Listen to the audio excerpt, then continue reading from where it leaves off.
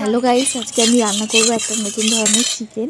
তো এই চিকেনটা অনেকেই খেয়েছে। দেখো, প্রথমে আলু ভাজার জন্য তেলের মধ্যে আলুটা দিয়ে দিলাম, দিয়ে আলুটা একটু ভাজতে দিলাম।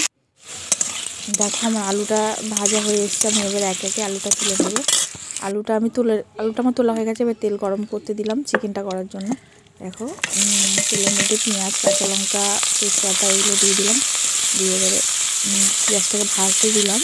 দেখো এর মধ্যে এবার আমি যে মশলাটা হয়, আদা রসুন পেস্ট, জিরে মরিচ, যাবতীয় সবগুলো মশলা একসাথে দিয়ে দিলাম। আমি মশলাটাকে কষতে দিলাম। দেখো কত সুন্দর দেখতে লাগছে এবং কত সুন্দর একটা কালার আসছে। এর মধ্যে আমি টমেটো দিয়ে দিলাম, গোটা টমেটো একটা দিয়ে দেখো কষাতে দিলাম মশলাটাকে। তারপর এর মধ্যে আমি চিকেনটা দিয়ে দিলাম। এই চিকেনটা অনেকেই খাও, এই যে মুরগির পা, স্টমাক, এইগুলো এটা খুবই টেস্টি। যারা খেয়েছে তারাই জানে খুব সুন্দর খেতে, এটা খুব টেস্টি। যাই হোক, দেখো আমি রান্নাটা একটু কষিয়ে নিলাম।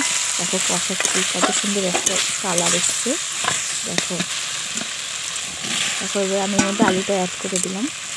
আলুটা দিয়ে আরেকটু কষিয়ে নেব। দেখো হ্যাঁ, কত সুন্দর দেখতে লাগবে। আমার কষানো প্রায় হয়ে অনেকক্ষণ ধরেই এই মাংসটাকে কষাতে হয়। দেখো আমার কষানো প্রায় হয়ে এসছে। আমি জল দিয়ে দিলাম। দেখো কত সুন্দর দেখতে লাগছে।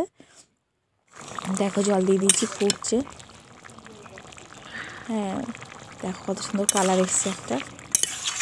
আমি মাটির উনুনে রান্না করছি। দেখো আমার চিকেনটা রেডি, কত সুন্দর দেখতে লাগছে। দেখো।